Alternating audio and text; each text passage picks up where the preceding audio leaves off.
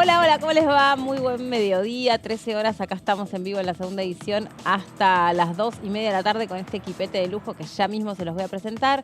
Bueno, con mucha información, la estrictamente parlamentaria tiene que ver con que finalmente ya se conocen los nombres que integran la comisión bicameral para rechazar o reprobar el DNU enviado por el Poder Ejecutivo, con todas las derivaciones que ustedes imaginan que eso conllevó, porque claro, Unión por la Patria pretendía un lugar más que finalmente no les dieron según cómo se reparten las fuerzas políticas dentro del Congreso, pero bueno, claro, todo es parte de una gran discusión.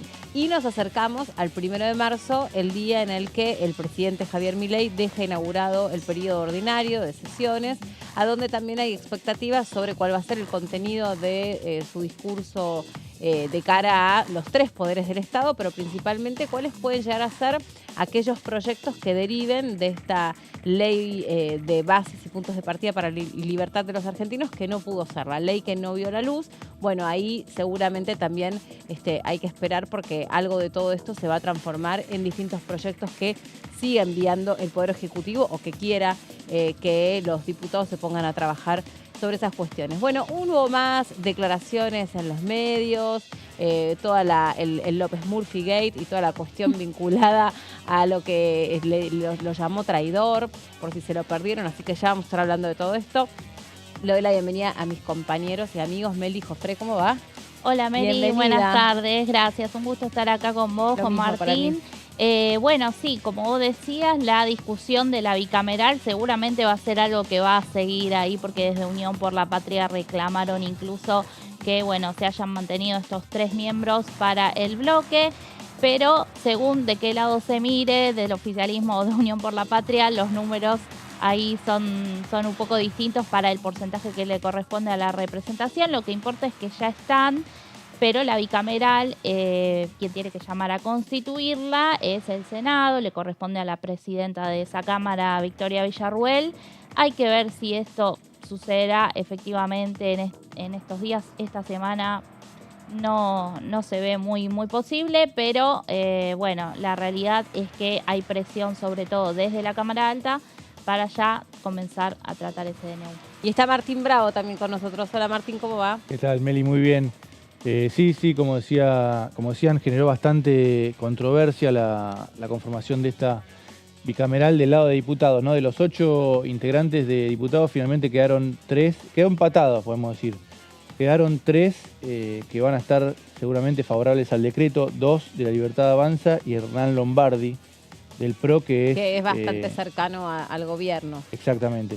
Después tenemos 3 de Unión por la Patria, que van a votar seguramente en contra. ¿Qué son?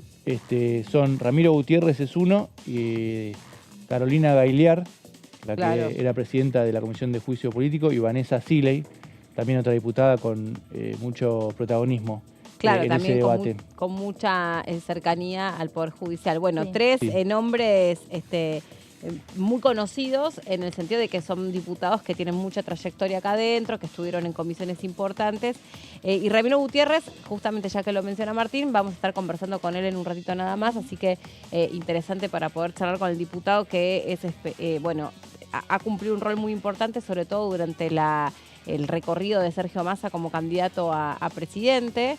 Allí Ramiro Gutiérrez era asesor en algunos temas, sobre todo vinculados a seguridad y legales también, así que es interesante su participación en esta comisión. Y los nombres, entonces el resto es Hernán Lombardi, del PRO. Sí, tenés los 3 más favorables al oficialismo, que son los 2 de la Libertad Avanza y Hernán Lombardi, los 3 de Unión por la Patria en contra, y después te quedan 2 diputados que están, podemos decir, en el medio, que son los que van a tener un rol muy importante, van a inclinar la balanza posiblemente, que son Nicolás Mazzot, Sí. de este bloque Hacemos Coalición Federal, ¿no? Sí. Y un radical, que es Francisco Monti, Ajá. que también va a ser determinante. En el Senado está parecido. En el Senado, recordemos, ya se habían designado los integrantes, y también tenés 3 y 2. Así que va a estar parejo. De todas maneras, como decía Meli, Unión por la Patria lo que quiere ya es ir al recinto directamente. Sí. Pero el oficialismo va a decir, bueno, no, primero está la bicameral, ahí va a haber una discusión también. Pero claro, digamos, no sé si hay en este sentido un reglamento, pero tiene que pasar por la bicameral sí o sí el decreto, ¿verdad?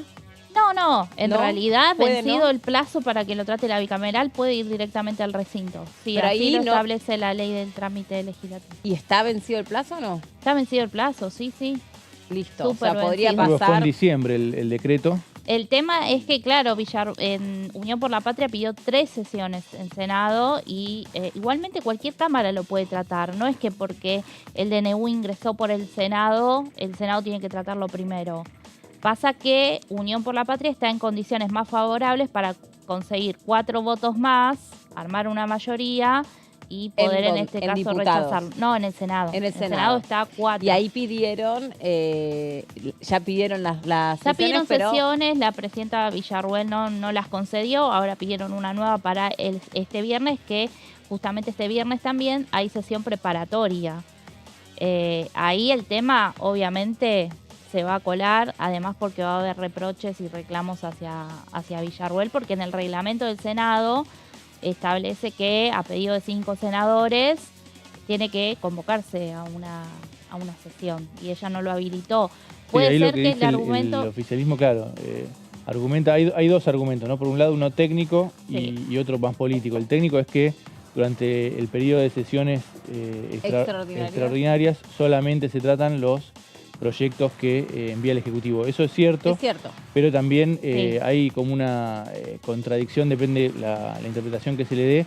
También la Constitución dice que pasado el plazo que contaba Meli, las cámaras tienen que tratar los DNU. Así que ahí hay como un Claro, no son conflicto. proyectos de ley, Claro, es distinto. es distinto. Y después el tema, el argumento político es que hay una cantidad de decretos firmados por Alberto Fernández que no se trataron, ni en la bicameral ni en el recinto. Entonces ahí el oficialismo dice, ¿por qué vamos a tratar si el año pasado no hubo prácticamente actividad? Y cuéntame una cosa, una vez que el decreto pasa directo por el recinto salteando la bicameral, ¿no? Supongamos que efectivamente es lo que Eso pasa. se puede hacer si tiene el número, ¿no? La oposición. Para ahí hay que tener un quórum, una mayoría simple. Sí. Sí. Listo, pasa al recinto y ahí los diputados de nuevo van por el apruebo o por el rechazo, no pueden debatir alrededor de No, esto. hay un planteo desde el radicalismo para que el DNU se debata en partes. ¿Por qué? Porque hay un sector de lo que fue Juntos por el Cambio que está de acuerdo con varias reformas que el DNU tenía. Seguro. Entonces ellos quieren poder desglosar este decreto. Pero la realidad es que la ley nada aclara sobre eso. Es porque no es que se debate qué medidas hay contenidas en el DNU, se debate su validez o invalidez dependiendo de que si es constitucional o no lo es. ¿De eso depende Entonces, el apruebo o el rechazo? Claro, el rechazo o la aprobación va por ese carril, no por el carril de, estoy de acuerdo con lo que dice este capítulo sobre Claro. reforma laboral, sobre derogación. Claro. No es eso lo que se pone en Pero debate, ¿por qué no más allá de que después sí, obviamente, se habla sobre Claro, eso, ¿no? después lo que sucede, digamos, una vez abierta esa canilla, bueno, esa es harina de otro costal. Abrís la canilla del debate, obvio, ahí quedan expuestas un montón de posturas. Pero, en definitiva, si lo que se debate es el apruebo o el rechazo según su constitucionalidad o anticonstitucionalidad, ¿por qué esa instancia a veces pasa por la justicia y no pasa por el Poder Legislativo? Porque a veces la justicia es la que dice, bueno, le doy lugar a este amparo hasta que se resuelva la cuestión de fondo, porque yo no sé si esto que está incluido en el decreto todavía eso no es constitucional o no lo es. Porque lo que muchos esa es están otra diciendo vía, ¿no? es que Otra- es anticonstitucional, bueno, por distintos motivos que no me creo capacitada para dar, pero recuerdo haberlos leído y tenían lógica. Después sí hay otra contrapostura espectacular, buenísimo sería conocerla. Pero Claro, una de las- escuchaba algunos argumentos, sobre todo de abogados constitucionalistas, que iban opinando Sí. respecto del decreto y lo encontraban un decreto anticonstitucional. Claro, una de las cuestiones que plantea la Constitución es la imposibilidad de que haya decretos sobre algunas materias específicas. Entonces, bueno, desde ahí algunos se agarraban como para cuestionarlo. Pero sí, la vía judicial es esa parte, ¿no?, de lo que pasa acá en el Congreso. En el Congreso los radicales plantean la posibilidad de abrir la discusión del decreto, que no tenga que aprobarse o rechazarse en su totalidad, pero tendrían que encontrar un mecanismo, ¿no? Que el gobierno envíe proyectos de ley con partes del decreto para que se puedan aprobar. Claro, con lo que llaman los proyectos espejo, ¿no? Espejo o diferentes decretos, que diga, bueno, en vez de que sea un mega decreto, que sea, bueno, por partes para que algunas se aprueben. Eso todavía el oficialismo no avanzó por ese lado. Sí, yo me imagino, no lo sé, ustedes me van a decir. Ahí yo creo que el oficialismo no le conviene ir con el desgrane del decreto en muchos hijitos, en muchos decretos, porque después digamos, eso popularmente se lee como un gobierno que está esquivando al Poder Legislativo, aunque indefectiblemente los decretos pasen por el Poder Legislativo. Si vos te la pasás escribiendo decretos, aunque lo mismo ¿no? Un decreto gigante o varios decretos hijitos, como les decía, lo mismo da. En definitiva, porque la cuestión es el contenido, no la cantidad o lo que cada uno suscribe. El tema es que después popularmente apareces como un gobierno poco dialoguista. No, y además también la debilidad que toman ciertas normas, porque no es lo mismo, siempre decimos, la fuerza de una ley que un decreto. Ahora ha sucedido, por ejemplo, con esta ley antilavado, que era muy urgente, no se prorrogó el periodo de sesiones extraordinarias en el Senado y el gobierno está evaluando sacar esta reforma por DNU. Lo que pasa es que ahí las reformas que contenía ese proyecto referidas al Código Penal no las pueden sacar por DNU. Claro, porque entonces, todo lo que es de materia penal no puede pasar por DNU. Claro, también ahí tenés esos límites que obviamente hacen que después esas normas no tengan la misma fuerza. Claro, entiendo. Igual, este gobierno es un gobierno que no trae tradición parlamentaria, en el sentido de que solo alguno de sus integrantes ha pasado por el Congreso, el mismísimo presidente, su vicepresidenta y algunos otros integrantes han pasado por el Congreso. ¿Le importa eso? Esto ya es valorativo. ¿Le importa a este gobierno el peso con el que sale ese decreto? ¿Le importa si consiguen mayorías ajustadas? ¿Le importa si se debate, no se debate, se amplía la discusión? Por el tono de las declaraciones del presidente, creeríamos que no, pero sí hay limitaciones, porque tenemos todo un sistema que obviamente está construido en base a, el funcionamiento de las instituciones, ¿no?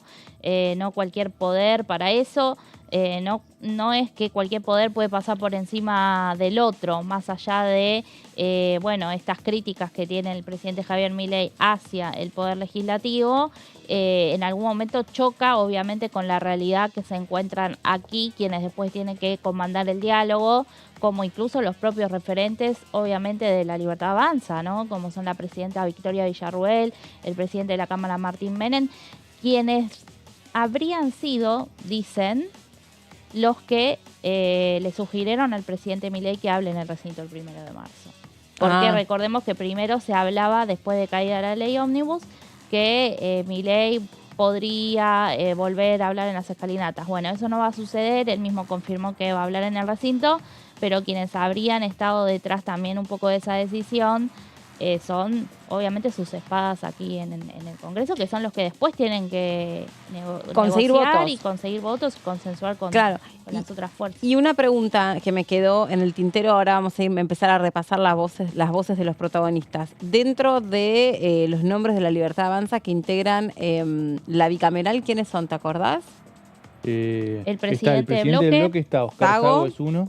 Sí, una cosita de lo que decían recién, y ya pasamos a ese tema, que hay como una ambivalencia, como una suerte de puja interna en el oficialismo, en el presidente, sobre este discurso que tiene crítico con lo que él llama la casta, la política de los legisladores, que por un lado le rinde a él en cuanto con su electorado, ¿no? Ya está de alguna manera haciendo campaña hacia las elecciones del año que viene, cuando dice, bueno, nosotros tenemos que tener más fortaleza legislativa.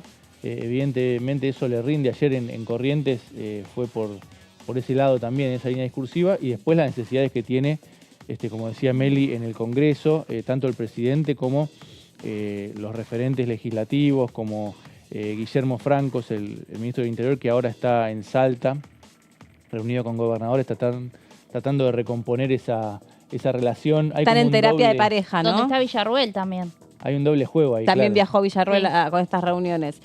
Bueno, un doble juego que en realidad es el juego de la política, que es un juego necesario, porque es el juego de las negociaciones, ahí donde realmente te pensaste que te cortaste solo y como se decía cuando éramos chicos, corto mano, corto fierro, fuiste, no te conseguiste más nada, más aún cuando sos una fuerza política que consiguió mucho volumen en votos, pero bueno, tiene que ganarse las alianzas necesarias para poder asegurarse la gobernabilidad. Sí, tiene minorías como ningún otro gobierno, ¿no? No es que Milei habla desde, bueno, la prepotencia del número, podría decirse, ¿no? Todo lo contrario.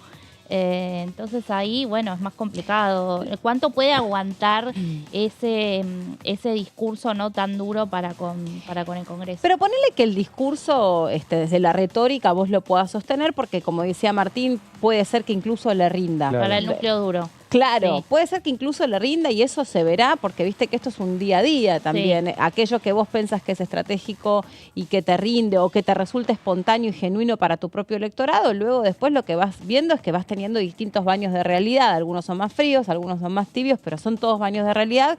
Y uno de ellos fue la ley de bases. La ley de bases que arranca con un espíritu, con más de 640 artículos, con un sentido muy claro, y después en el día a día, viste, cuando ibas tocando distintas puertas y te atendían distintos mostradores, y bueno, no caminaba tan cómoda la ley de bases, había que ponerle control remoto, pilas, rueditas, no era tan fácil que salía. Sobre eso recogimos la opinión del diputado Fabio Ketlas, que habló más temprano con nuestros compañeros en las otras ediciones de DTV, diciendo sobre, independientemente que no salió la ley de bases, en definitiva, cuál ha sido el propósito de la discusión allí generada. Esto decía. La ley bases no era una ley técnicamente hablando, en el sentido de que era la acumulación de un conjunto de iniciativas legislativas en la que yo creo genuinamente, y esto no lo digo en términos peyorativos, que también el gobierno, con esa ley tan amplia, lo que le pretendía decir al electorado es: venimos a cambiarlo todo. Y mandamos un programa, ¿no? Sí, claro, y tenía un aspecto de comunicación, digamos, ¿no? Entonces iba de, no sé, modificaciones en derecho sucesorio, el régimen de pesca, biocombustible, facultades extraordinarias, privatizaciones, etc. En muchas de esas áreas, en áreas centrales de la ley, las conversaciones abiertas en comisión, las presentaciones de personas y de colectivos que vinieron a nutrirnos, y las conversaciones paralelas que siempre se sostienen, me parece que son importantes, porque hay un montón de iniciativas al interior de la ley que capaz tienen que ver con la eficiencia micro de algunos sectores, que pueden ser interesantes impulsarlas, revisarlas o darle otro cariz. Y tenemos un Parlamento con una composición que va a exigir una conversación pública de calidad, porque nadie tiene una mayoría clara, hay que construirla, y nos guste o no nos guste, la única forma de construir esa mayoría es convenciendo al otro, digamos. Sí, sin duda. Ahí estaba la reflexión del diputado Ketlas ayer con nuestra compañera Amanda, hablando sobre la ley de bases y principios. Bueno, estamos viendo el videógrafo. 1 de marzo, la apertura de las sesiones ordinarias, y ahí ustedes lograron recoger algo de información que me interesaba, porque es cierto, había una especulación sobre, entre comillas, y esto es metafórico, cuán herida había quedado la relación entre el presidente y el cuerpo legislativo, sobre todo con sus diputados y autoridades, porque, bueno, antes que el presidente viajase a Israel y también al Vaticano a reunirse con el Papa, le dijeron: los números están, la ley sale, los números están. En general estaban, en particular... Claro. Fue el problema. En general... Le faltó poner la letra chica de los contratos. Como, sí, estaba, pero nos faltó avisarte esto. Pasaron cosas. Claro. Pero ahí había una pregunta muy oportuna que nos hacíamos, que aparte, si lo digo yo, es muy oportuna. Claro. Que era qué contenido va a tener el discurso con alguien que enseguidita dijo que los diputados habían seguramente recibido sobornos, razón que motivó la denuncia o la autodenuncia de la UCR. Sí. Ya lo dijo en la antes justicia. del tratamiento de la ley. Durante el tratamiento de la ley fue eso. O sea, lo dijo antes de la votación. Lo de coimas y Ok, demás. no me acordaba. Sí, sí. Las declaraciones que vinieron después de caída la ley de bases fueron, bueno, delincuentes, ahora esta última nido de ratas. Traidores, ¿no? Traidores. Claro. Sí, sí. Pero la de presunto pago de sobornos. Pero bueno, en definitiva, eso fue antes, decís. Fue antes de la votación, Y incluso. sí, en una Cuando entrevista que piden le da... modificaciones, dijo algo así como que piden discutir la ley, piden modificaciones por un pedido de coimo. Sí, y que por eso va la UCR a la justicia diciendo, bueno, que la justicia se ponga a investigar si efectivamente hubo o no hubo pago de sobornos para inclinar las voluntades, porque si así fue, es una situación muy seria. Y si no fue, no puede quedar solamente en una declaración periodística, pues es un hecho, digamos, que atenta directamente contra la democracia. Pero la pregunta es, ¿qué discurso esperamos que dé el presidente de la Nación en la apertura de las sesiones? Bueno, hay desde Casa Rosada algunos que dicen que va a ser espectacular. Hay que ver espectacular para qué lado del recinto, ¿no? Parece que tendría un tono así duro el presidente Javier Milei, pero como decís vos bien, Meli, todo puede ir cambiando en algunos días también. Y sí. Lo cierto es que, bueno, sabemos que Milei está acostumbrado a leer sus discursos. Esto no es algo igual que no han hecho otros presidentes. En el caso de Alberto Fernández, de Mauricio Macri, ellos también leían el discurso ante la Asamblea Legislativa, pero en ciertos momentos donde, bueno, obviamente salen gritos espontáneos, podría decirse, Claro. se salía del libreto en algún momento. Habrá que ver en este caso el presidente Milei también qué sucede. Va a ser su primer discurso, como decimos, dentro del recinto, ¿no? Y en este contexto que, bueno, no pareciera ayudar. Seguramente yo ya me imagino carteles. También hay que ver qué invitados van a estar en los palcos. Recordemos que el día que asumió había militantes de La Libertad Avanza que se cruzaron con los diputados del Frente de Izquierda. Bueno, va a estar cargado. Dicen que está para alquilar balcones, seguramente. Sí, yo me imagino que Lali no viene, ¿no? En esta confrontación. Lali no creo que venga. Ella lo invitó a un recital. Pero al revés. Claro, es verdad. Lo invitan a su discurso. Pero yo no descarto una gigantografía de Lali, una de estas... Mira, estás dando ideas. Sí, Ni lo había pensado yo. No las descarto, no las descarto. Me imagino sí su esposa por ahí o no, porque es un acto más bien...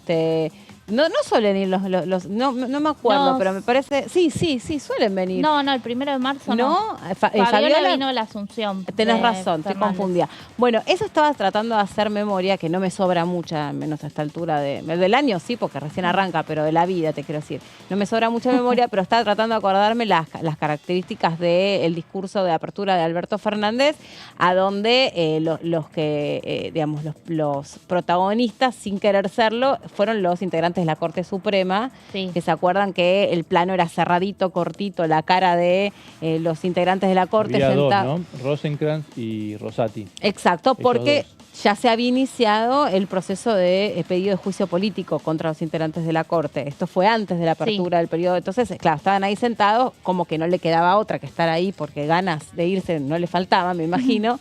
Estaban ahí sentaditos y fue muy duro contra el Poder Judicial, y le dedicó una buena parte. Otra buena parte, me acuerdo que le dedicó, por supuesto, y esto no nos sorprendía, a Mauricio Macri. Esa fue una anterior, que se levantaron el bloque del PRO. Sí, a la deuda, de la deuda habló. ¿Ves que tengo mala memoria, che? Se quedaron algunos diputados como Facundo Manes, que quedó solo. Hay una foto que queda... Sí, pero después Facundo se quedaron Manes. otros radicales también. Estaban otros radicales, pero él como estaba, compartía Sí. con Santilli. Sí, se picó ahí. En ese momento el banco, digamos, quedó solo. Sí, eso me acordaba también, digamos, con el tema de la deuda y toda la cuestión. Bueno, los discursos de Alberto Fernández, obviamente, en algunos casos estuvieron atravesados por el hecho de la pandemia. Sí, también, los primeros sobre todo. Claro. Nosotros, de hecho, como canal... prácticamente, bueno, como canal no, como esta nueva programación y qué sé yo, medio que vimos una modalidad, un funcionamiento del Congreso totalmente distópico. El 1 de marzo de 2021, cuando hacía un año, creo que también habrá sido no con el recinto lleno. No, claramente. Barbijos, pantallas, PCR, hisopados, ¿no? Como bueno, parece que eso hubiera sucedido hace años luz. y fue hace algunos años nada más y todavía nos quedan algunos resabios. A veces cuando veo gente pasando el perro con barbijo dije, ay no, por Dios. Ojalá no volver nunca más para lo que fue el derrotero del virus aquí en nuestro país. Y después, Meli, la expectativa por si el presidente va a fijar una agenda, ¿no?, de proyectos para este año. Eso está todo abierto, es lo que habitualmente hacen los jefes de Estado el 1 de marzo. Sí, fijar como una hoja de ruta. Claro. Miren, vamos a una cosa, tenemos que hacer una pausa. Dale. Cuando regresemos tenemos comprometida la palabra, lo digo muy a lo Mirta Legrand para que venga, ¿viste? Ramiro Gutiérrez, muy importante porque es el diputado de Unión por la Patria que integra la bicameral y hablamos de esto que decía Martín, imaginarnos por dónde puede ir la agenda del presidente anunciada ante la Asamblea Legislativa. Ya venimos, pausa muy cortita.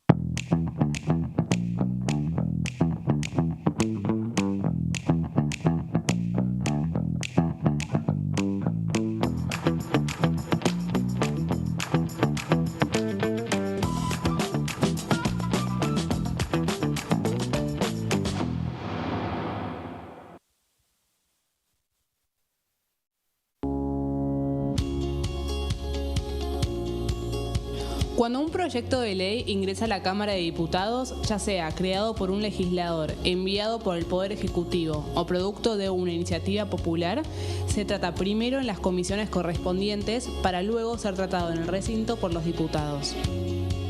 Las comisiones son el ámbito de análisis y debate sobre los proyectos de ley conformadas por legisladores de distintos bloques. Hay 23 comisiones especiales que tratan temas específicos como el atentado a la AMIA y 45 permanentes que tratan temas vigentes como educación y salud. Un diputado puede formar parte de varias comisiones.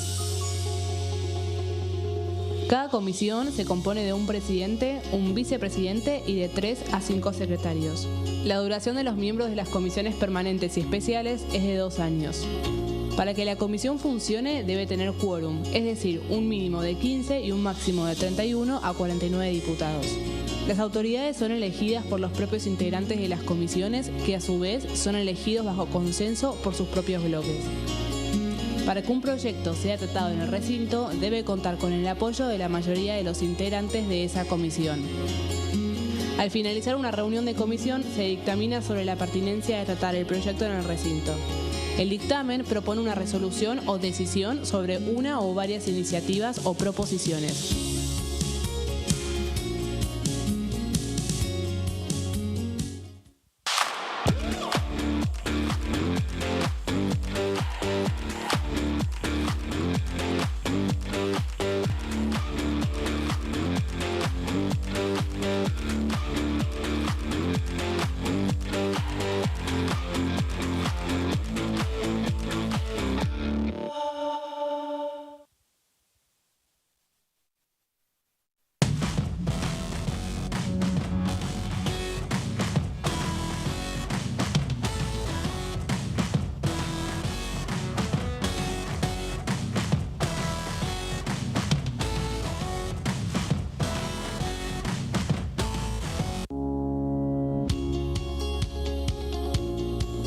La Cámara de Diputados tiene 257 miembros.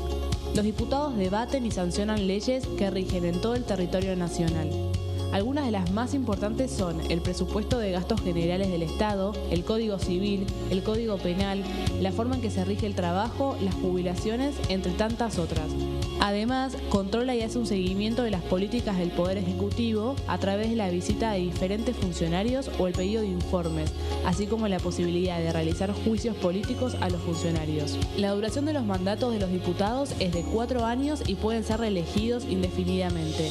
Desde el momento en que asumen y hasta el final de su mandato, no pueden ser acusados, interrogados judicialmente ni molestados por las opiniones o discursos que imitan desempeñando su mandato.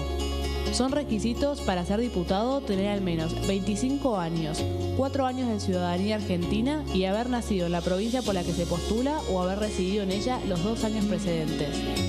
Se agrupan en bloques que expresan partidos políticos o afinidad ideológica. Existen también los monobloques integrados por un solo diputado.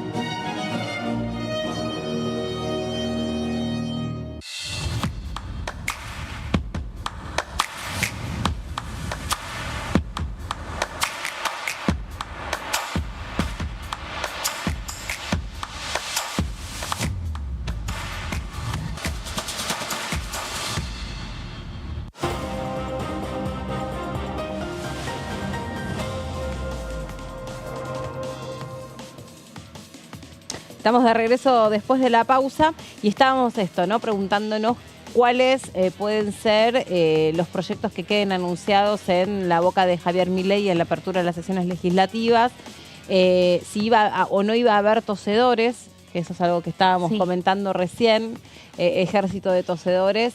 Bueno, son todas bromas que hacemos al respecto, pero todas cosas que, aunque parezcan mentira, pueden suceder en un día donde va a haber tensiones obviamente puestas. Es un recinto que además queda como colmadísimo de gente, porque están los diputados, están los senadores, los miembros del Poder Ejecutivo, miembros también invitados y desde ya los miembros del Poder Judicial, como recién mencionábamos, los miembros de la Corte Suprema.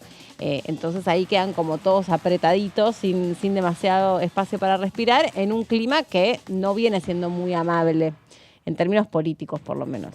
Sí, hay mucha confrontación, mucha discusión. Hay que ver cuál es la actitud, decíamos, del presidente en cuanto a fijar una agenda legislativa. Ayer el ministro Luis Caputo habló de la posibilidad de reflotar algunos tramos de la ley de bases. En una entrevista que dio dijo la ley, el proyecto de ley tiene estado parlamentario, está el marco como para que pueda salir. También se habla de un proyecto de reforma laboral que posiblemente pueda venir al Congreso. El capítulo del DNU que está frenado en la justicia, desde la Casa Rosada dejaron trascender que pueden preparar un proyecto de ley con los puntos principales del DNU referidos a ese ámbito para, como decía Meli, no es lo mismo la fuerza... ¿Cuál Meli? ¿La Meli joven o Melissa en este caso, que decía que no es lo mismo un proyecto de ley, la fuerza que tiene un proyecto de ley, que un decreto. Sí, eso que decís vos, ¿no? Del capítulo de la reforma laboral desde la perspectiva, obviamente, liberal-libertaria, fortaleciendo principalmente al empresariado o aquellos que tienen o que llevan adelante proyectos PYME, desde esa perspectiva, sobre todas las cosas, a donde el Estado no tiene que estar para regular la relación del trabajador con el contratante.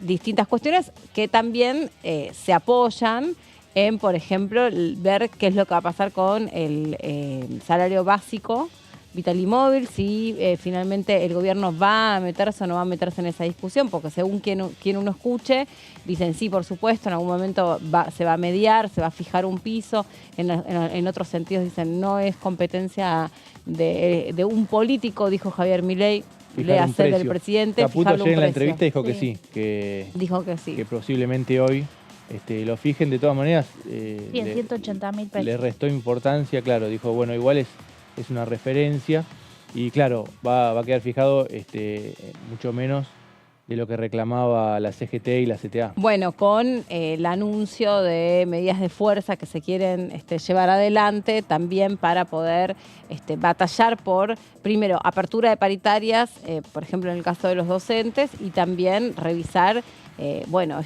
esto que es cierto, es un precio de referencia sobre qué es lo mínimo que puede cobrar un trabajador en Argentina, ni que hablar que hay un montón de personas que no están registradas y que ni les importa lo que fija el salario básico, pero sobre también ese piso están armadas un montón de fórmulas, de cálculos. Claro, Entonces donaciones, sí, de distintos planes.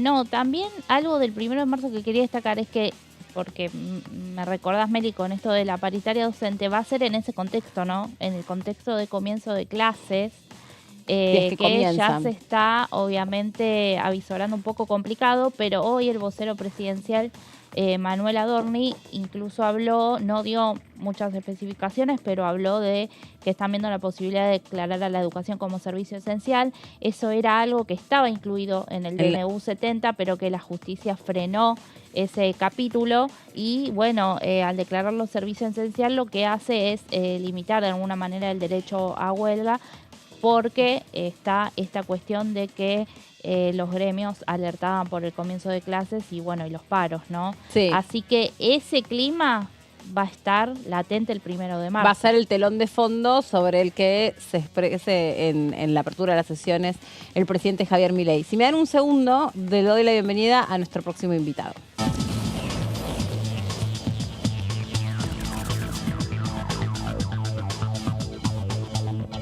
De la provincia de Buenos Aires nos recibe ahí Ramiro Gutiérrez por Unión por la Patria. Hola, diputado, ¿qué tal? Bienvenido, buenas tardes.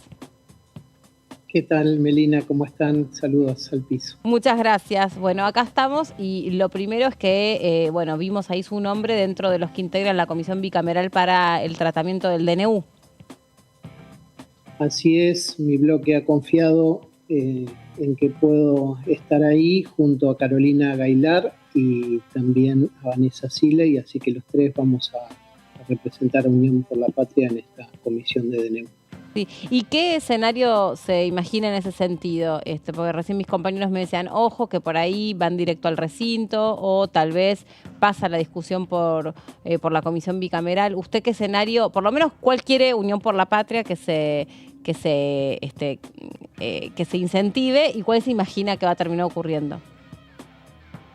Bueno, venimos con algunas dificultades en la conformación, no se ha conformado a término, lo cual ha hecho que se venzan algunos plazos esenciales que nosotros vamos a reservar en esta comisión para el tratamiento del DNU.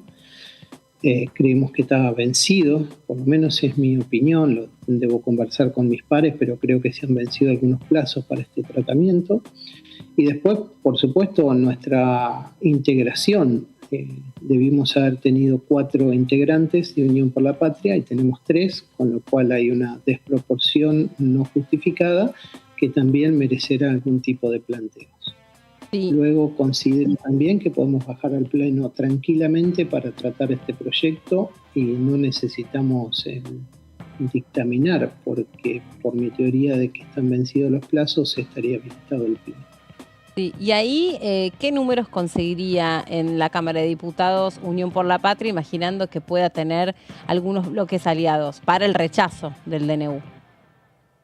Bueno, es difícil porque este DNU está muy emparentado con la mega ley ómnibus. La gran mayoría de las cosas que se discutieron en la mega ley que mandó el presidente Milei al Congreso Nacional vuelven a reiterarse. Esto es una franquicia para que se pueda dividir la Argentina en partes, para que se puedan vender todos nuestros activos. Se modifica y se deroga todo el régimen estatal, las empresas del Estado. Yo creo, quiero y he trabajado para que mi país tenga empresas de bandera, para que podamos cultivar nuestra soberanía, para que tengamos infraestructuras críticas, el gas, el petróleo, los gasoductos, los oleoductos, todo eso pertenece al acervo general de los argentinos. Transferirlo y venderlo no solo implicaría que otro se va a apropiar de esos recursos, te los va a cobrar lo que te los quiera cobrar, sino que es un activo de soberanía y estratégico. Nuestra vida y desarrollo de nuestro país y la región depende de eso. transferir gratuitamente nuestras fábricas militares, las que hacen nuestros aviones de entrenamiento y de combate. Todo eso es una mengua injustificada a nuestra soberanía que voy a defender junto con mis compañeros. Sí, y diputado, usted es una persona que conoce mucho del mundo de las leyes y bueno, también ha trabajado mucho asesorando en cuestiones de seguridad. Pero más allá de esto, en general, ¿encuentran ustedes viso de anticonstitucionalidad de este DNU? Sí, por varias razones, Melina. Primero, hay un artículo que es muy importante, cualquiera lo puede leer, es el 99 de la Constitución Nacional. En primer lugar, ese artículo veda al Poder Ejecutivo realizar actividad legiferante. No puede hacer lo que hace el Congreso, por eso tenemos una división de poderes.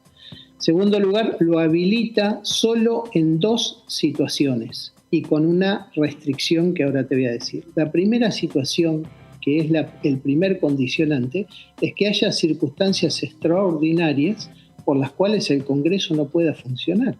Y el Congreso ha estado en un continuado desde diciembre a la fecha, es decir, el Congreso ha funcionado, no había ninguna razón de fuerza mayor para que el Congreso no opere. Entonces, la primera causal no existió. La segunda causal debe ser la existencia de razones de necesidad y urgencia. Tampoco la sabía porque el presidente mandó una ley, incluso mucho más cuantiosa que este DNU, que lo absorbe completamente, con lo cual, si hubiese habido necesidad y urgencia, no hubiese acudido a los carriles normales y nos hubiese mandado una ley. Y en tercer lugar, que este es un condicionante que veda totalmente la actividad del presidente, no lo puede hacer en materia penal, no puede hacer un DNU que tenga cláusulas penales y no puede hacer un DNU que tenga cláusulas tributarias, además de tener de conformación de los partidos políticos. Pero en este caso, este DNU tiene cláusulas, deroga cláusulas penales, por ejemplo, todo el Código Aeronáutico, y deroga y crea un montón de tasas y tributos, con lo cual estamos en una facultad completamente vedada por la Constitución al presidente de los argentinos, y nosotros como legisladores tenemos un imperativo que nace del artículo 29 de la Constitución Nacional a no dejarnos robar esas facultades ni usurpar esas facultades. Y quien lo haga comete un grave perjuicio. La Constitución habla de traición a la patria y nos impide también ceder la suma del poder público a uno de los 3 poderes, en este caso lo está pidiendo el Ejecutivo, con 8 emergencias. Yo he votado emergencias, pero no en este marco que permite desbaratar totalmente el sistema jurídico, la organización del Estado como la conocemos hoy, y que impere las reglas de mercado en lugar de las reglas del derecho. Entonces, cuando vos tengas una necesidad de una prótesis, como cualquiera de los que puede estar escuchando, o un medicamento, va a ir al Estado y le van a decir, el Estado se achicó, no puede cubrir eso, ahora son las reglas del mercado, y la regla de mercado dice que tenés que tener un valor para pagar un precio de lo que eso vale. Bueno, en ese país no quiero vivir. Diputado, gracias por este contacto con nosotros, fue muy amable. Que tenga un muy buen día. Gracias, Melina, un abrazo a la mesa. Chau, hasta luego. El diputado Ramiro Gutiérrez de la provincia de Buenos Aires, de Unión por la Patria, uno de los representantes de ese espacio político dentro de la comisión bicameral. Bueno, anticipando lo que decían ustedes, ¿no? Esta idea o este deseo de que el decreto vaya directamente al recinto, ¿verdad? Claro. Que no pase por la bicameral. Sí, que es lo contrario a lo que pretende el oficialismo, que es ganar tiempo, ¿no? Claro. Ahora, cuando Unión por la Patria insista por las sesiones, sobre todo en el Senado, probablemente el oficialismo ahí convoque a la comisión. Claro. Bueno, la idea hay que ver si arrancan por este DNU o por los decretos de Alberto Fernández también. Otra forma de seguir ganando tiempo. Porque eso está bueno que aclarás breve. Ahí la veo a Meli que está parada y ahora seguimos, Mel. Pero eso está bueno. O sea, una vez que queda conformada la bicameral, o sea, trabaja alrededor de todos los decretos existentes, no solamente este. Y va a ser la intención del oficialismo. Ahí va a haber otra discusión. La bicameral se puede abocar a los decretos que considere. El oficialismo va a decir, bueno, están esta cantidad de decretos que nunca se trataron, arranquemos por ahí. La oposición va a decir, bueno, no, el más urgente es este. Bueno, pero ahí define, me imagino, el presidente de la bicameral. Sí, o quien tenga más votos, que como contábamos recién está muy parejo. Así que esa va a ser otra reunión para estar atentos. Bueno, se viene un verano de superacción. ¿Sí, y además sobre eso quería decir, porque las prácticas parlamentarias se repiten y cuando cambia un gobierno hay que estar también atento a recordar qué es lo que pasó anteriormente, ¿no? Y el Frente de Todos, cuando asumió, ha tratado decretos de Macri. Incluso los quería llevar al recinto, no pudo. Recordemos que ningún decreto de necesidad y urgencia todavía fue rechazado por ambas cámaras en la historia. ¿Pero no dejan de tener vigencia los decretos? No. O sea, hola, sos decreto y te morís. No dejan de tener vigencia, pero igualmente hay decretos que establecen ciertas fechas, entonces es como que si ya no la tuvieran a la vigencia. Por ejemplo, el Fondo Nacional Docente, del que se habla que Alberto Fernández lo prorrogó por decreto, un decreto que era de ampliación presupuestaria y entre esos artículos estaba lo del FONIT, bueno, había una fecha y caducaba. Claro. Entonces, digamos, O los de la pandemia, ¿no? Los de aislamiento, esos decretos. Claro. Ya es como que no. Tenían. Esos igual se aprobaron en el Senado. Los dos primeros años del Frente de Todos tenían una amplia mayoría en el Senado y como vos solamente necesitabas una cámara para declarar la validez, bueno, salieron muchos por ahí. Después de que cambió la composición de ambas cámaras en las elecciones de 2021, ahí es donde empiezan a quedar los decretos sin ser tratados en esa bicameral. Bueno, hablemos de este tema. Sí. Bueno, del fortalecimiento de ingresos para sectores populares. Así es un proyecto, Meli, que presentaron los dos diputados del Partido Socialista por la provincia de Santa Fe. Hablamos de Mónica Fein y Esteban Paulón, quienes, bueno, justamente están proponiendo de alguna manera una recomposición o distintos bonos para aquellos sectores que se encuentran más perjudicados con la devaluación que tuvimos en el mes de diciembre, con la alta inflación que si bien de enero marcó una cierta baja de 5 puntos, bueno, la realidad es que hoy por hoy, como hablábamos también hace poquito del salario mínimo vital y móvil, representan cifras que están bastante por debajo de la canasta básica, ¿no? Así que uno de los artículos de este proyecto lo que propone es que se disponga a partir del 1 de febrero de 2024 con carácter retroactivo y de emergencia, la tenemos cortada ahí, un incremento acumulativo de las prestaciones de la asignación universal por hijo, la asignación por embarazo y la asignación por hijo con discapacidad, equivalente al 30% del monto vigente a la fecha de referencia. Actualmente la AUH, recordemos que una de las primeras medidas en diciembre del gobierno fue aumentar, en ese mensaje que dio, ¿se acuerdan?, el ministro Luis Caputo, aumentar un 50% el monto de la AUH, que hoy por hoy para un hijo está en 41.000 pesos, para 2 hijos 82.000 pesos, más o menos esos son los valores de referencia. Aquí lo que proponen los diputados es un aumento del 30% y que sea retroactivo. Asimismo, establece un bono extraordinario para familias beneficiarias de la tarjeta alimentar, que, sabemos que quienes cobran asignación universal por hijo también pueden tener la tarjeta alimentar, no es algo incompatible, ¿no? Claro. Destinado a cubrir la compra de insumos escolares de acuerdo al siguiente esquema. Para un hijo 40.000 pesos, para 2 hijos 70.000 pesos y para 3 hijos 100.000 pesos. Recordemos también que el gobierno ha oficializado una ayuda en este sentido en concepto de compra de útiles escolares de 70.000 pesos. Sí. Y también va en un contexto donde conocimos la cifra de la pobreza, ¿no? Donde el 60% del país es pobre. Uh-huh. Y ahí, dentro de ese porcentaje de personas pobres, mayormente cae en hogares donde hay niños. Exactamente. Sí, Mary. Bueno, así que con estos números, después vamos a seguir seguramente con otra parte que hay, porque también este proyecto alcanzaría a, obviamente, jubilados y pensionados, que es algo de lo que se está hablando también, de este aumento que recibirán del 30% en marzo. Recordemos, la jubilación mínima actualmente está en 105.000 pesos. Bueno, el gobierno dijo que va a haber un aumento del 30% y un bono del cual todavía no se sabe el monto. Bueno, con el tema del bono, ¿te acordás que también se había generado toda una diferencia entre la jubilación mínima y la que estaba pegadita a la jubilación mínima, que no percibiría ese bono y que quedaba muy desfavorecida cuando la diferencia de dinero estaba ahí nomás?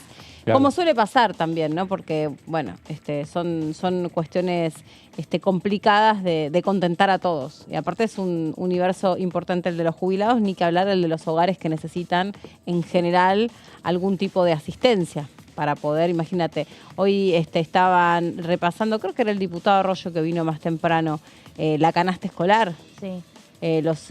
Un lápiz negro, que es lo más esencial que podés necesitar, está casi 1.000 pesos. Un lápiz negro está alrededor de desde 800 a 1.000 pesos un lápiz negro. O sea, y ahí imagínate, ¿no? Lo que te puede costar una mochila, lo que te puede costar los cuadernos, las resmas con hojas. Ojo, a mí me parece que cualquier ayuda es bienvenida, porque no hay hogares donde vos le das 70.000 pesos para comprar útiles y realmente les estás permitiendo estar en mejores condiciones para estudiar. Pues estamos hablando de eso, en definitiva. Sí, con el tema de jubilaciones puede formar parte de la discusión en el Congreso, ¿no? Recordemos que, bueno, al haberse caído la ley de bases, la coalición cívica presentó un proyecto para, bueno, proponer una fórmula de movilidad. Pensaba hacerlo en el recinto, en la discusión en particular de los artículos, así que hay que ver si a partir del 1 de marzo el oficialismo insiste con algún cambio de fórmula, o también la oposición puede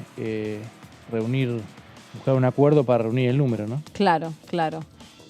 Bueno, es un contexto, desde lo político un poco tirante, a donde también estábamos ahí siguiendo de cerca si se logra restablecer la relación con los gobernadores y por lo tanto con algunos diputados, porque ahí las diferencias con los gobernadores produjo que en algunos bloques haya personas que dieran vuelta a su voto, que no acompañaran o que incluso se desmembraran, ¿no? En Unión por la Patria, algo que no nos venimos ocupando mucho, el tema de los tucumanos, ¿no? Que ya ahí Bueno, y los tucumanos votaron todo. Claro. No estaban en la lista de... No hubo fisuras. No estaban en la lista de traidores votaron que todos los después incisos, se publicó. es cierto, sí. Sí, acompañaron todo, acompañaron como si fuesen oficialistas. Sí, sí. Igualmente, bueno, acá el conflicto y la tensión mayor pasa por el oficialismo y los bloques dialoguistas. Ellos ya saben, el presidente Milei, La Libertad Avanza, a mí me da gracia que porque Unión por la Patria es, bueno, posición férrea y nunca van a acompañar. Dentro de las definiciones que fueron obteniendo cada una de los sectores opositores está la oposición responsable, o sea que nosotros son los irresponsables. ¿Escucharon eso? La oposición responsable. ¡Wow! Eso se autodefinió en algunos bloques, ¿no? Nosotros somos una oposición responsable, constructiva también. Claro. Sí, ahí hay todo un trabajo también, ¿no? Que tiene que darse, porque, por ejemplo, esta semana salió muy duro Rodrigo de Loredo, quien preside el bloque de la UCR, y apuntó contra el gobernador Martín Yarlorá, pero también en su mensaje, en un video que publicó en las redes, le pegó un poco ahí a los diputados de Córdoba Federal, que son 5, que son parte del bloque de Pichetto, con quien la UCR, iba a decir el PRO, pero el PRO no, porque es aliado total de La Libertad Avanza, pero la UCR y Hacemos Coalición Federal fueron los que estuvieron en este tratamiento de la ley ómnibus, y de Loredo revela en ese video, bueno, yo fui testigo del tratamiento de la ley ómnibus y los cordobeses... los que logramos sacar las retenciones fuimos nosotros. ¿Se piensan que un bloque de 5 lo podría hacer? Claro. Y ahí es en función de la disputa local, ¿no? La disputa provincial en Córdoba, ¿no? Pero ahí con un Fernet se resuelve todo. Fernet de taza, ¿o no? Ahí es más fácil. Un poco de cumbia, un Fernet de taza. Un cuarteto. La publicidad con juez con el Fernet, ¿no? Claro, exactamente. La fórmula. Sí, ya es, viste, Córdoba es tema más fácil. Obviamente en política no funciona así. ¿Viste? Ahí donde te pensaste que era más fácil y que te sentabas, te tomabas un café. Lo mismo preguntaban hoy temprano cómo continuará la relación López Murphy, Libertad Avanza, López Murphy, Javier Milei. Y algunos decían, bueno, la verdad es que están tan cerca ideológicamente que uno puede imaginar que no sea tan complicado sentarse en la misma mesa bueno, prontamente. Y con Carolina Píparo también. También una de las traidoras Tim. Sí, pero hay gente dentro de la Libertad Avanza que dice, no la pueden matar tanto, es de las nuestras. Había pasado con Esper, ¿no? También hubo algunas... Bueno, tenían diferencias, después formaron... Finalmente... Claro, y ahora es una espada muy importante, Sí. José Luis Espert, obvio. Bueno, Fernet no tengo acá, a ver, déjame, no tengo. Agua mineral, pero hacemos una pausa y nos tomamos una agüita. Alguna fórmula, está Sí, bien. exactamente, un H2O. Claro. Ya venimos.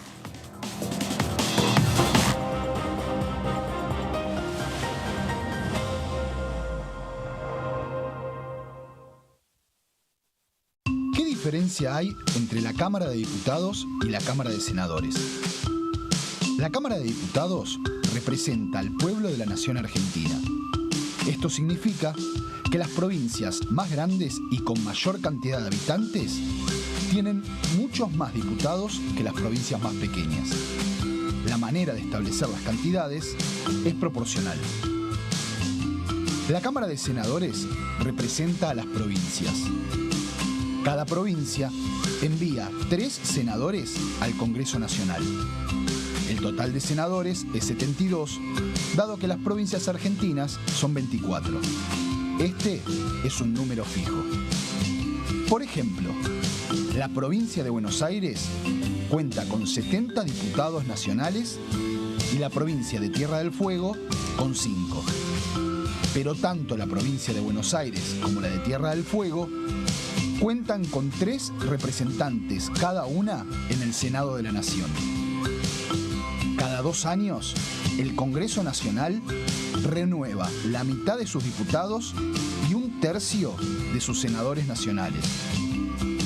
El mandato de los senadores es de 6 años, mientras que el de los diputados es más breve, dura solamente 4 años.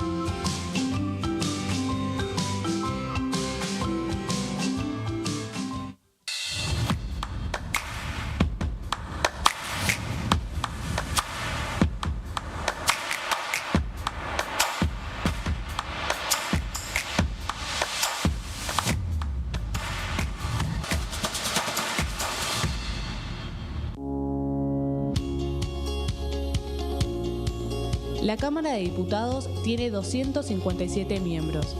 Los diputados debaten y sancionan leyes que rigen en todo el territorio nacional.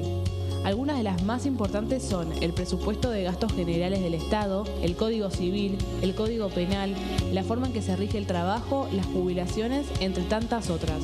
Además, controla y hace un seguimiento de las políticas del Poder Ejecutivo a través de la visita de diferentes funcionarios o el pedido de informes, así como la posibilidad de realizar juicios políticos a los funcionarios. La duración de los mandatos de los diputados es de 4 años y pueden ser reelegidos indefinidamente.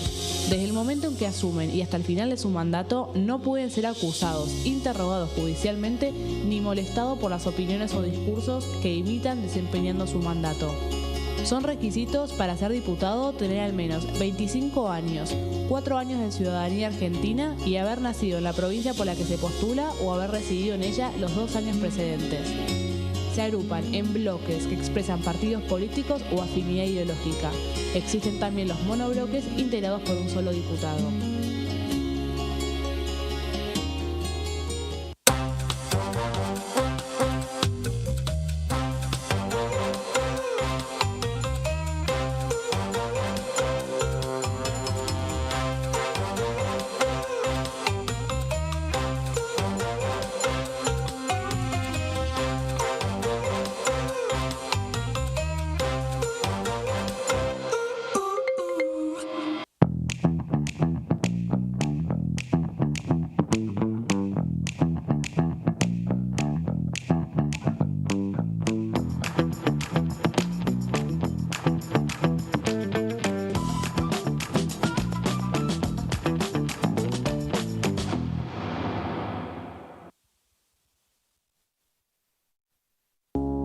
Las sesiones son el espacio donde los diputados debaten proyectos de ley para su aprobación, modificación o desaprobación. En una misma sesión se pueden tratar varios proyectos de ley. Desde el 1 de marzo, cuando el presidente las inaugura, se desarrolla el periodo de sesiones ordinarias. Entre el 1 de diciembre y el 28 de febrero se extiende el periodo de sesiones extraordinarias que solo pueden ser realizadas a pedido del presidente de la Nación. En el recinto, el bloque oficialista se dispone a la derecha del presidente de la Cámara, el bloque opositor mayoritario a la izquierda y en el centro los bloques con menos cantidad de integrantes. En el tratamiento, en general, los diputados tienen 7 minutos y los jefes de bloque entre 20 y 12 minutos conforme al número de legisladores que representen. La sesión es dirigida por el presidente de la Cámara de Diputados, que administra el uso de la palabra y las distintas instancias del funcionamiento. A la izquierda del presidente está el secretario administrativo, a la derecha el secretario parlamentario y debajo de él están los taquígrafos, que registran cada uno de los testimonios.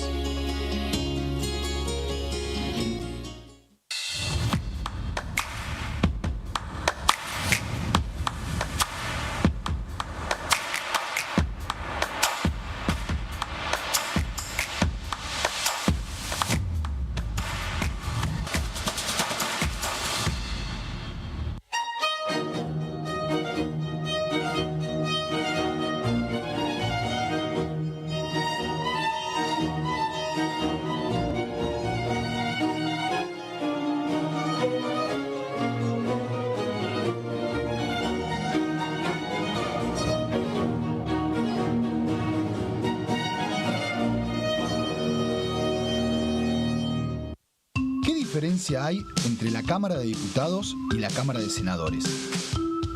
La Cámara de Diputados representa al pueblo de la nación argentina. Esto significa que las provincias más grandes y con mayor cantidad de habitantes tienen muchos más diputados que las provincias más pequeñas. La manera de establecer las cantidades es proporcional.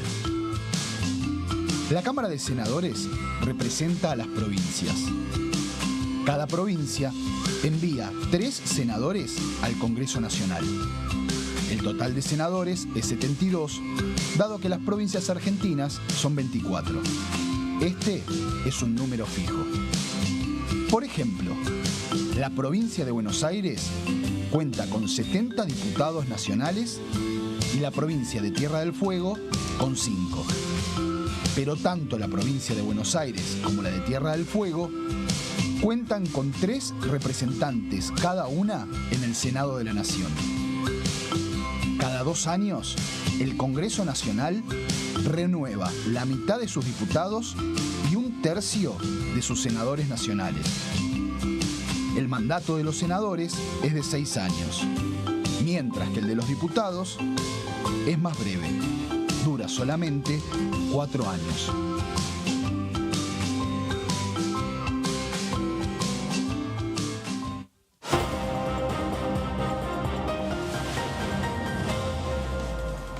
En la energía. De regreso después de la pausa y estaba Meli contándonos sobre los distintos programas que existen para poder ir ayudando a quienes más lo necesitan, ¿no? Meli, nos estabas contando, vos lo estabas detallando. Sí. Te decía que esta propuesta de los diputados del socialismo, Mónica Fein y Esteban Paulón, proponía de alguna manera recomponer lo que es la asignación universal por hijo y distintos beneficiarios de prestaciones sociales, pero también alcanzaría a partir del 1 de febrero de 2024 con carácter retroactivo y remunerativo un aumento del 30% para los beneficios previsionales equivalentes hasta 2 jubilaciones mínimas. Y acá era esos números que repasábamos también, que la jubilación mínima hoy por hoy está en 105.000 pesos y que en marzo va a tener un aumento de 30% más un bono. En el proyecto se autoriza al Poder Ejecutivo Nacional a realizar las modificaciones presupuestarias necesarias, al tiempo que el ANSES dictará las normas aclaratorias y complementarias a los efectos de su implementación. Esto es más la formalidad, por supuesto. Y en los argumentos, Fein y Paulón señalaron que en un contexto de crisis socioeconómica como el que asistimos, producto de desigualdades estructurales y factores condicionantes de pobreza, vamos a la que sigue, de larga data, hoy exacerbado por un escenario de ajuste y recesión y una alza inflacionaria que impacta particularmente en los sectores más vulnerables, el Estado Nacional debe hacer los mayores esfuerzos para responder de forma prioritaria. Bueno, obviamente que este es el argumento que tienen los socialistas, que de alguna manera buscan que haya una ayuda por parte del Estado, ¿no? A estos sectores más vulnerables. Claro, que es algo que se cae medio de Maduro, pero para este gobierno no es tan así, porque Claro. el rol del Estado está, digamos, más corrido de lo que es el sostenimiento de aquellos sectores más vulnerables. Entonces, también uno se pregunta, porque esto yo sí no lo escuché, ahí me gustaría, por ahí si hablamos alguna vez con algún diputado liberal que me lo explique, cómo se supone que esos sectores subsisten. ¿Cómo hacen si no es a través de la ayuda del Estado? Entiendo la postura desde lo doctrinario, Claro. pero ¿qué alternativa se propone ahí? O sea, ¿qué le espera a alguien que nació pobre, que es pobre, que le va a costar cada vez más viajar para su trabajo, si es que tiene un trabajo, que va a poder comprar cada vez menos cosas con su salario? ¿Qué hace ese pobre en Argentina? Que es el 60%. Sí. Sí, así es. Y bueno, vimos también igual que esta nueva cifra de pobreza que salió, un poco el presidente la subestimó, ¿no? A la cifra de la UCA. Yo no escuché en ese sentido, perdón, ahí tengo una interpretación distinta. No sé si subestimó, creo que tanto Cristina Fernández como Sí. Javier Milei lo que hicieron fue como pararse afuera de las causas de esa Claro, pobreza. sí, ¿no? sobre Como todo- mirarla, como ser relatores de algo de los que ellos no participaron. Bueno, sobre todo ahora el gobierno que asumió hace 2 meses y medio. Lo vi a José Luis Despert decir maldito kirchnerismo, ¿no? Sí.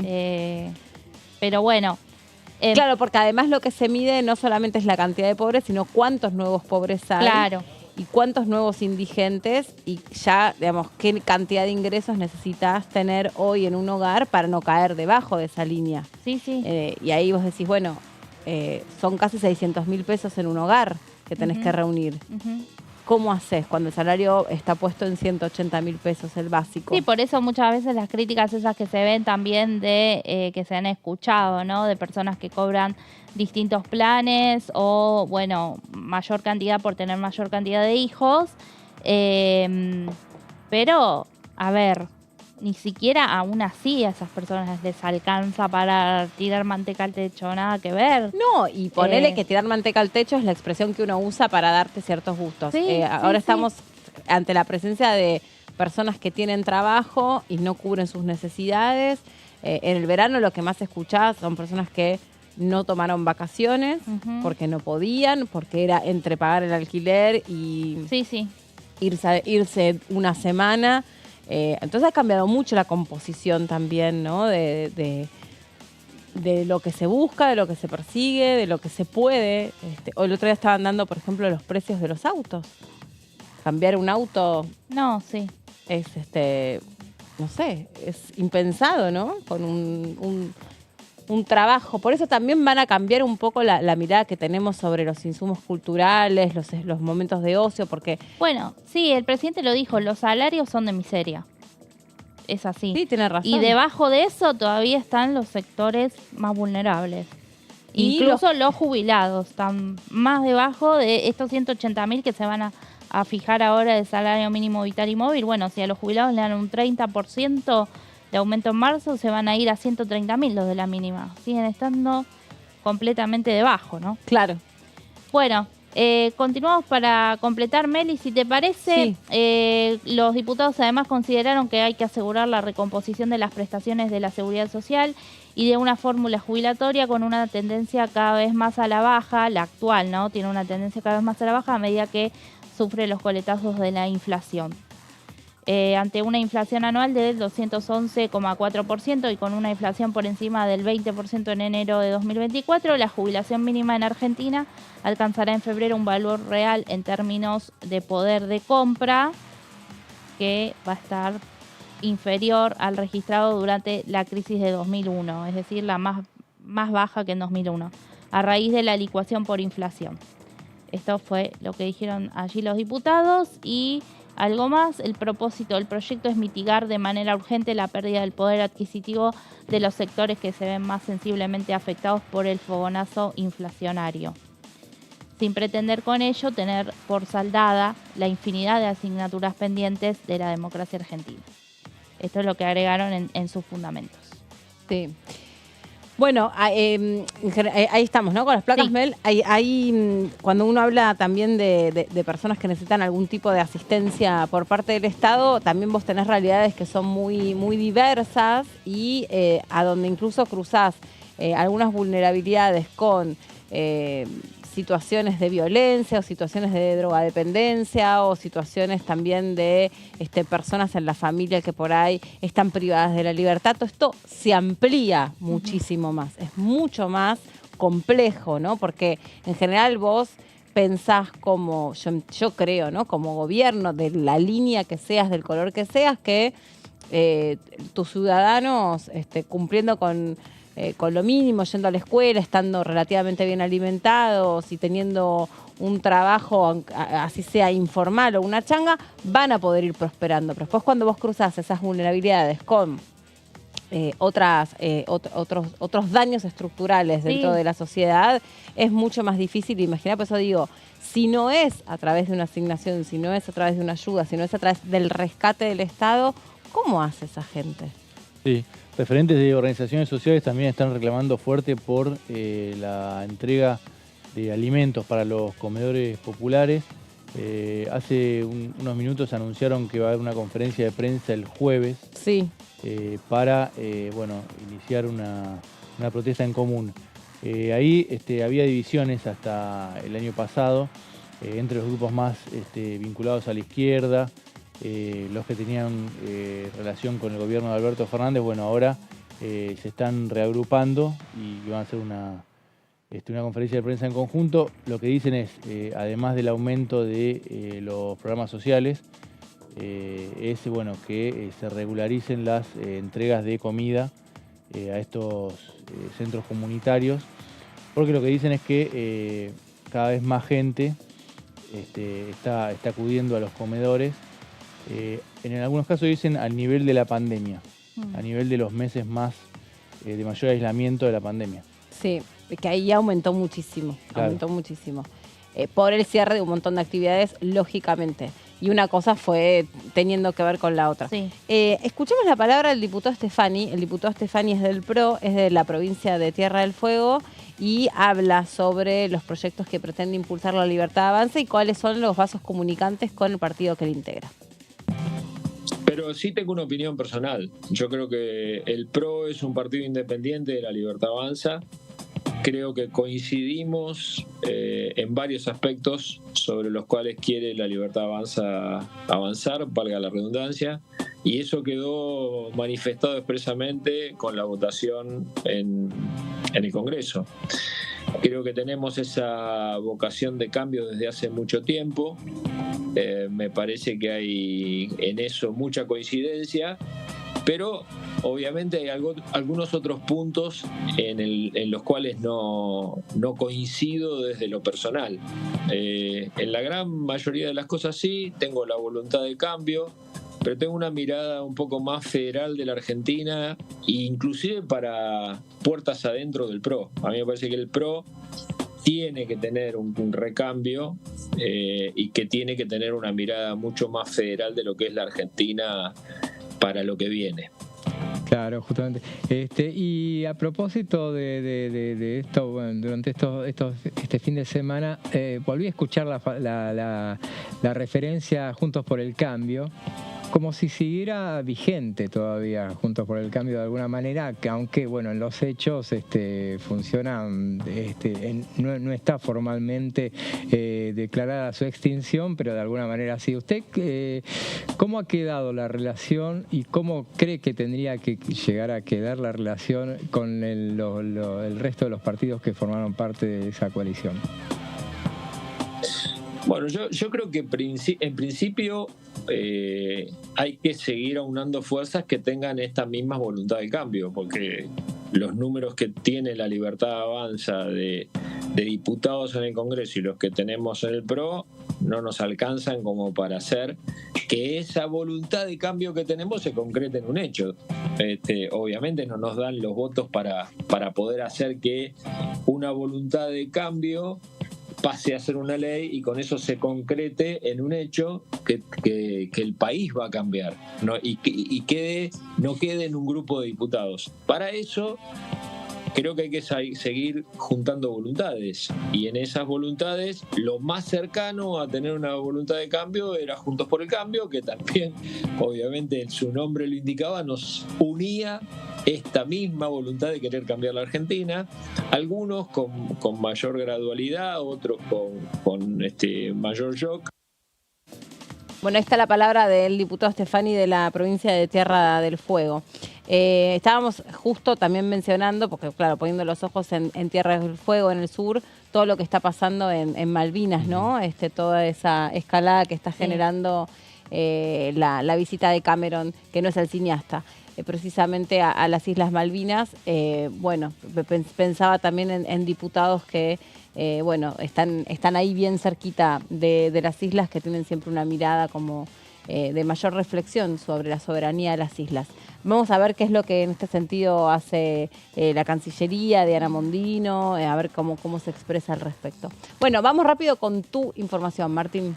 Sí, Meli, tenemos que juntar voluntades, tenemos que seguir juntando voluntades, decía Stefani, diputado del PRO. Vamos a hablar de este posible acuerdo entre la Libertad Avanza y el PRO, que está un poco en suspenso, ¿no? En discusión si era una coalición de gobierno, si se limitaba a una coalición parlamentaria. Bueno, vamos a ver cómo está el escenario en la Cámara y cuál sería el impacto en el caso de concretarse, y cómo el oficialismo y el PRO buscarían construir esa mayoría de la que hablaba Stefani, porque tampoco es que le alcanzaría el oficialismo sumando al PRO. De hecho, en el único proyecto que se discutió hasta el momento en diputados, los diputados del PRO votaron a favor en general y en particular de la ley de bases, pero no alcanzó. De todas maneras, hay una idea de cómo Mauricio Macri podría traer a través de los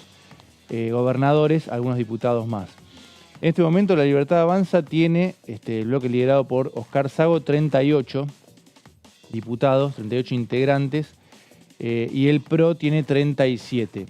A eso, en la próxima placa le vamos a sumar otros aliados firmes, como decíamos antes. José Luis Espérez, el presidente de la Comisión de Presupuestos, es prácticamente un oficialista más. Álvaro Martínez es un mendocino que responde a Omar de Marchi. Y Paula Omodeo, una tucumana. Son 3 aliados firmes que se pueden contar. A eso le sumamos en la próxima placa. ¿Esos tienen monobloques?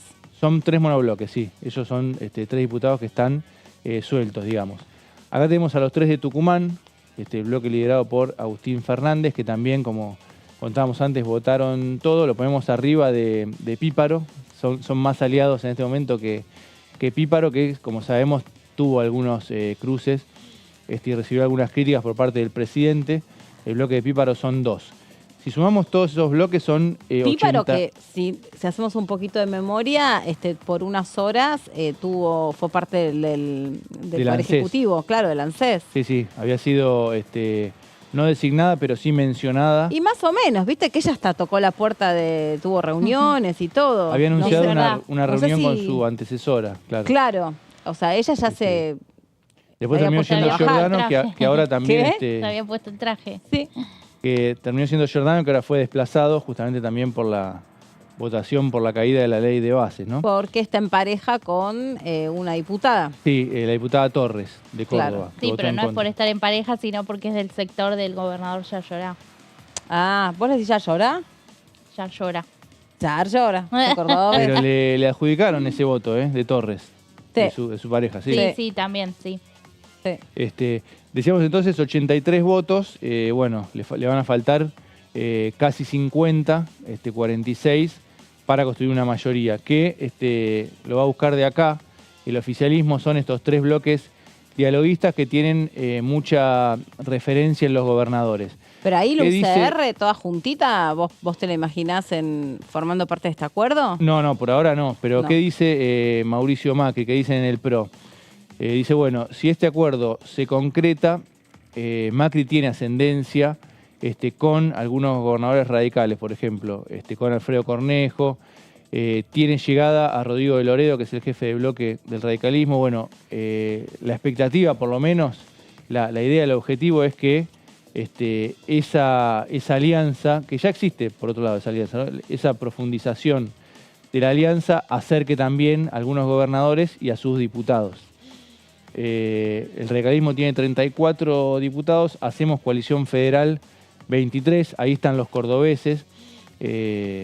Con los cordobeses la relación también está Medio ahí dañada, tirante, sí. muy tirante, pero también es cierto que hay algunos funcionarios vinculados a Schiaretti y a Yarlora que todavía están en el Poder Ejecutivo.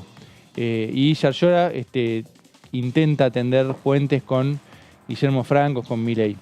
Y por otro lado, Innovación Federal, que responde a los gobernadores de Salta, Misiones, Río Negro y Neuquén.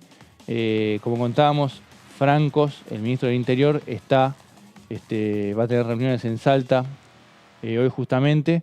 Así que bueno, hay que ver, de ahí tienen que salir esos 46 diputados para reunir el quórum, porque acá tenemos el último bloque, los últimos dos bloques, que son los más, digamos, la posición más dura: Unión por la Patria 99 y el Frente de Izquierda 5. Más allá de que acá podemos abrir un asterisco, una aclaración, en la carta de Cristina Kirchner habló de una serie de temas que el peronismo, su espacio político, dijo debería discutir. Ahí incluyó una reforma laboral, cuestiones que tienen que ver con la salud, con la educación pública, con el ingreso de capital privado a las empresas del Estado. Es decir, se mostró más abierta a discutir algunos temas, pero igual lo dejamos por ahora en la posición dura a Unión por la Patria. Sí, Unión por la Patria que, bueno, ya tuvo, digamos, con la primera, de los mojones, que fue la ley de bases, ya perdió ahí 3 diputados que son los de Independencia, y no solo que los perdió, porque acá otro miembro de Unión por la Patria dijo, no, igual siguen siendo aliados. No pareciera ser que siguen siendo aliados, Independencia. No, en esta votación No se desprendieron completamente. De todas maneras, en Unión por la Patria, en otras están bastante conformes, pensaban que podía ser más. Podía ser en peor. El inicio del gobierno de Macri fue peor. Sí, es Sí. recontra verdad, es cierto, me acuerdo. Los diputados de Diego Bocio, fue un desprendimiento mucho más grande. Sí, es 17 cierto. fueron, creo. Sí, bueno, ahí te cambia completamente el escenario. Sí, Aparte que es el número de la desgracia. Es verdad. Ujú. No tenemos confirmado, pero tengo información de que sí se constituiría la bicameral esta semana. El jueves a las 12, el jueves al mediodía se conformaría, ya se pondría en marcha. Ok, que se ponga en marcha ¿es ya sobre este decreto? No está el necesariamente. temario, porque primero tiene que ser la reunión constitutiva. Ok, y eso puede suceder ahora en este El intermezzo jueves al de mediodía. días. El Jueves al que mediodía, es sí, así que se estaría formalizando. jueves próximo. Sí, este jueves, de este esta jueves. semana. Un día antes de la sesión en el Senado, Claro. tal vez tenga que ver con Que es eso, la ¿no? preparatoria, la que preparatoria, decía como Mary. para evitar un argumento más para decir, bueno, está constituida la bicameral. Claro, porque el reclamo de Unión por la Patria en el recinto, sí. Y una semanita antes de la apertura de las legislativas. Exactamente. Bueno, y si Bueno, tiene 29 este febrero, Es así verdad. que el viernes, el 1 de marzo es viernes, es verdad. porque tenemos 29 el jueves. El otro Es jueves. cierto. Esto le cambia.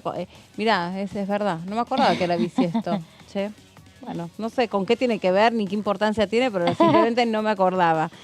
Bueno, en fin, algunas cosas entonces para ver cómo se terminan resolviendo. Es una semana donde obviamente no hay tratamiento de leyes en comisiones ni en el recinto, porque hay un receso hasta la apertura de las sesiones, porque venció el 15 de febrero el periodo extraordinario. Entonces ahí en el medio es como todo este caldo donde uno lo que más está viendo es actividades, movimiento, pero es actividad y movimiento político que tiene que ver con, bueno, sacar números, tejer distintos escenarios posibles para, por ejemplo, lo que recién decía Meli, que puede ser ya la conformación de las autoridades de la comisión, la bicameral, y bueno, esta hoja de ruta que uno empieza a escuchar que cada vez está más marcada para saber por dónde va a ir la apertura del periodo ordinario, la apertura de la Asamblea Legislativa. Bueno, Mel, un placer haberte visto. Igualmente. Otra vez. Gracias, Martín, lo mismo Gracias, para mí. buenas tardes. Igualmente. Bueno, alguno se queda, continúa, se queda con Dentro José. de un ratito. En un rato. Ella tiene un continuado hoy. Gracias a ustedes por estar ahí del otro lado. Nos vemos mañana, por supuesto, a las 13 horas en esta segunda edición, pero quédense porque ya llega José y Mauro y tienen mucho para contarles. Chau.